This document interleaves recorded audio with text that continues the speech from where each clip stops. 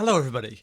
Right, on a beautiful warm day in April, I popped into Edinburgh Royal Botanic Gardens to see the new AGS trainee Sarah Powell. Hi Sarah. Hi Ollie, nice to meet you. So you're on the AGS Traineeship scheme. Can you tell us a little bit about that? Sure, yes. I have 18 months to become an Alpine hero. I'm based here predominantly in the Royal Botanic Gardens Edinburgh, and then I get to go and visit some gardens in a domestic setting throughout Scotland, England, Wales, and hopefully Northern Ireland, and then some trips further afield to international gardens in places like Turkey, France, Germany, and Gothenburg, and where I also get to spend time in the mountains in their natural habitats. Wow, great. So can you take us around and show us what you're up to? Sure, yes, follow me. Brilliant, okay. It's a stunning garden, and in the Alpine area there's a wonderful plant around every corner. The pulsatilla were looking absolutely fantastic. Okay, so we're in the Alpine house. What happens here? Thursdays are my favourite day of the week because I have the overwhelming responsibility of refreshing the seasonal interest on our display side. So choosing what looks best, the best form, or sometimes the most interesting botanical specimen. Ram, you're doing a great job. It looks fantastic. Thanks. Yes, I'm not surprised Sarah loves this job. What a wonderful thing to be able to do, to work with these rare, unusual and beautiful flowers all the time. Now, as Sarah said, on the right-hand side as we look at it, that's the display side, seasonal interest stuff. On the left-hand side, there's permanent plants there and some absolutely huge Draba specimens. Quite incredible. Okay, so let's have a quick look at what was there. I won't bore you by reading every name. I'm sure you can all read yourself. A couple of nice primula there. Loads of artillery, loads of tulips. A nice trillium emerging there. A plant I've never heard of before, from South America. Beth Amiela. Nice. More fruits, more tulips. And then Sarah took us outside and showed us another project she'd been working on. So I was given the chance to refresh these three troughs, which are predominantly New Zealand plants. They were overrun with moss and weeds, so it's quite a challenge for my own plant ident skills to decipher which were of botanical importance and then what were weeds. And then some of them, understandably, are extremely tiny plants. So I was particularly excited when I managed to find some of the smaller specimens. Well, another job well done by our aspiring Alpine hero. Sarah had a couple of things to do, so I wandered up to the crevice garden. Really good time to come and see the gardens. Beautiful saxifraga flowering away, more lovely pulsatilla. They were absolutely bang on.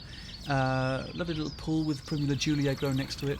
It's a lovely little spot here, and of course it houses the chufa wall. So this is the world famous chufa wall. Yes, yeah, this houses our saxifragas, daphnes and drabas. We recently had a leak which involved learning some new plumbing skills. We had to dig out the sand, try and figure out where the leak was, and then replace all the sand. Yeah, another big job. Yes. And some of the plants here are incredible. I mean, there's the saxifraga longifolia there. Yeah, spectacular specimens. Yeah. Sarah then took us behind the scenes in an area not open to the public to show us what goes on under the bonnet. This is our back of house area where it takes one person an entire day to water from the back all the way out to the front of the display house. In Sarah's diary entry for March, she told us of a rather nasty pest she had to deal with. So, is this where you had the mealybug infestation? Yes, yeah, so these two beds, we had to remove all the plants, sterilise all the sand, flush all that the sterilisation through, so it was back to being a hospitable environment for the plants, and then replunge everything. How long did that take? 2 weeks. Wow, really? Repotting, replunging, and yeah, sterilising everything. And was it all the sand or just this one? No, we only found it in a really small localised area of 9 plants, but it's best to be safer than sorry. Yeah, sure, yeah. Check the whole area. So these beds, is this where the display plants are stored when they're not doing their thing? Yes, some of them will be taken out to the display house area if they're flowering. Sometimes it's purely for their foliage, and the rest of the time it's really just the storage area for our plants of botanical significance. This is our propagation house. Right, let's have a look. Great. So have you started doing any propagation yet? Yes, so I got to pot up this whole section that were picked out from seed germination, and then they'll stay in here until they're tough enough to get outdoors. So this is our seed frame where we all become a bit obsessed with checking what may have poked its little head out and germinated. Anything exciting happening at the moment? Anything? Not yet, we've only just sown these seeds. Okay. And I like this bird protection here. Yeah. I need to get some of Birds, foxes, badgers. Everything wants to have a go. Yes. So what's your worst pest here? Or most unusual pest? Oh, interestingly, it's the fox. Because the frames are warm, Yeah. he'll sneak in at night, dig loads of holes, kind of trash everything in there, have a really nice night's sleep and then leave. So we come in the next morning and find it all decimated. So. I've never heard of a fox being... That's unusual. Yes, yeah. Is it the same one? Yeah, yeah. Has he got a name? No, pain in the butt. So what's this section? Yeah, this is our planting out frame where our plants are acclimatised to our environment here in Scotland before heading out to the main garden. And I'm really excited to see these guys out this morning, the Sanguinaria canadensis multiplex. They're stunning, aren't they? Yeah. It's always been one of my favourites, and they're only out today. Yes, They just this came out morning. for us. Yes. This is one of those plants that I saw in a textbook when I first started alpine gardening.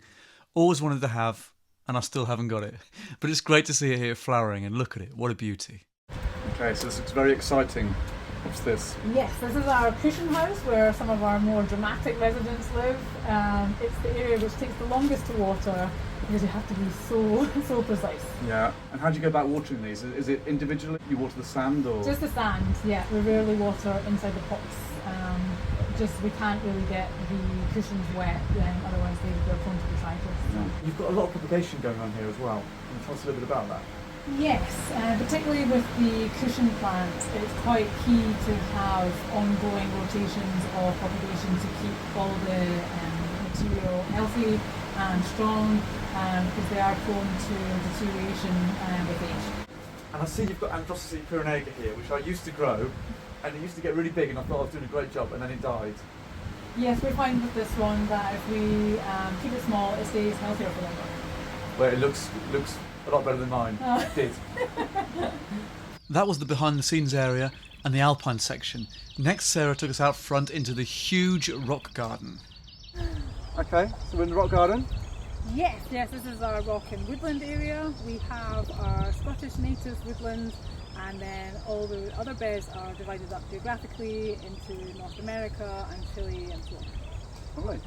These beautiful erythronium are flowering away, and I also caught Sarah taking a snap. She says that her and Aaron, who also was an AGS trainee, also working at Edinburgh, often have a race to see who can get the best photo first. I think she thinks she's won this one. There was also this fantastic rhododendron absolutely smothered in buds, and one of Sarah's favourites, and also one of my favourites, Narcissus cyclaminius, just caught the last few remaining flowers. Edinburgh is a fantastic and immaculately kept gardens. If you've not been, I strongly recommend a visit. Finally, Sarah took us backstage once more to show us one of her favourite areas.